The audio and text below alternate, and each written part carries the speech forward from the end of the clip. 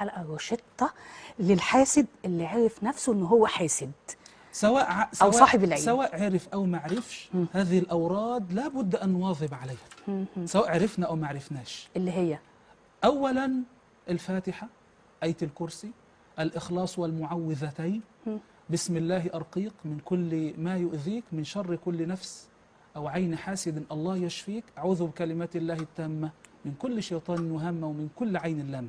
وسيدنا الإمام محمد زكي الدين إبراهيم ذكر دعاء جميل جدا جدا جدا، ما أحوجنا أن احنا نحفظه. اتفضل. بالنسبة للي هو عايز يحصن نفسه، كان يقول: عين نظرت فاخترقت، فأصابها إعصار فيه نار فاحترقت، والله من ورائهم محيط، بل هو قرآن مجيد في لوح محفوظ.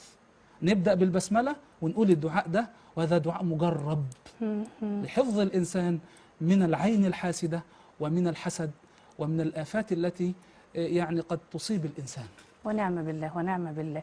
لكل بقى صاحب عين يا جماعة، لو سمحتوا أي حد يشوف حاجة أو أي حد يشوف حد في نعمة يقول بسم الله ما شاء الله، ولا حول ولا قوة إلا بالله. دائما يدعو الله بالبركة، حفاظا على نفسه وعلى قلبه وحفاظا على غيره.